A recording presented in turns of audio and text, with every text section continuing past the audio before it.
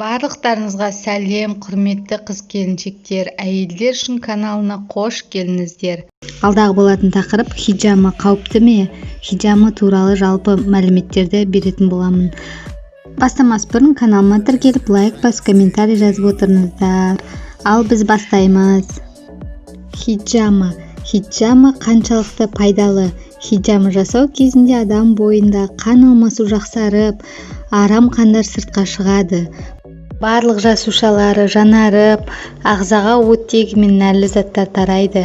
Қазіргі таңда адам ағзасының құрамына дәрі-дәрмектердегі химиялық заттарға тәуелді. Ағзаны тазарту үшін артық қан алдыру керек, өйткені хиджама процедурасы қан айналымын жақсартады. Хиджама қауіпті ме?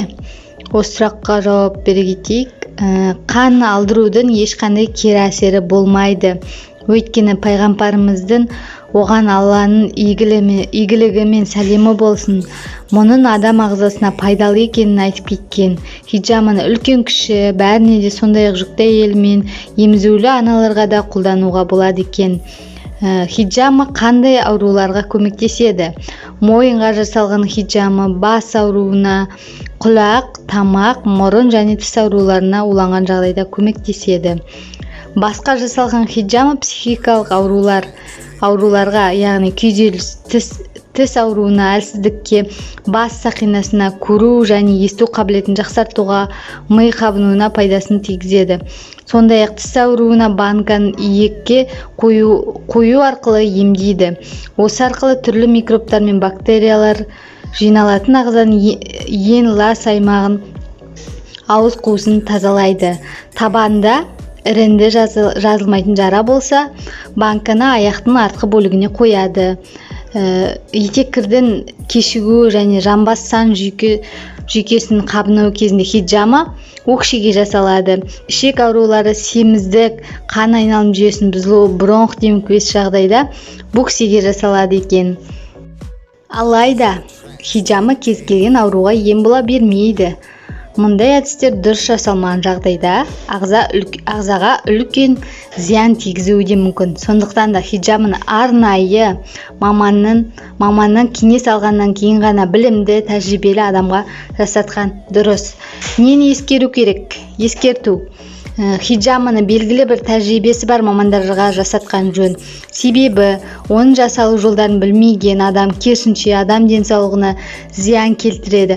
Әсіресе денеден бөлініп шыққан қан адамның ағзасына кетіп қалудан сақтану керек. Хиджама жасауда өзінің денеде арнайы белгілі нүктелер болады.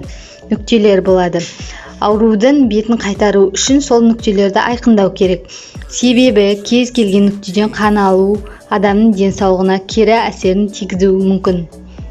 Кімдерге қан алдыруға болмайды? Хиджаманы қан қысымы төмен, аурудан енді айыққан, әсіресе отадан кейін шыққан адамдарға, қант диабеті, бүйрек ауруына шалдыққандарға, жүктіліктің алғашқы 4 айында жасауға болмайды. Және гемофилия ауруында жасауға болмайды. Дұрыс жасалмаған хиджаманың артық қатерлі болуы мүмкін. Ескере кететін жайт, хиджама барлық ауру түрлеріне ем бола бермейді. Асқынып кеткен немесе жаңа заман індеттері саналатын СПИД, онкология секілді ауруларға хиджама көмек бере алмайды. Адам жеңілдік сезінуі мүмкін, бірақ толыққанды айығып кетпейді. Мен өзім жақын арада косметологиялық жағынан бетке хиджама жасаттым. Капилляр терапия дегенде бар, және бетке хиджама жасау да бар. Оның пайдасы беттегі әжімді кетіреді, бетті тартады және беттегі безеулерден арылуға болады. Әрине шешім өздеріңізден, денсаулыққа пайдалы жағын қарайсыздар. Хиджама жасату өз еркіңіз. Лайк басып, комментарий жазып, каналыма тіркеліп отырыңыздар. Комментарияға өз ойларыңызды жазыңыздар. Және қандай видео шығарайын, сол туралы жазып кетсеңіз, мен міндетті түрде сізге арнап видео шығарамын. Қазағым бай болсын, денсаулықтарыңыз мықты болсын. Сау болыңдар. Келесі кездескенше.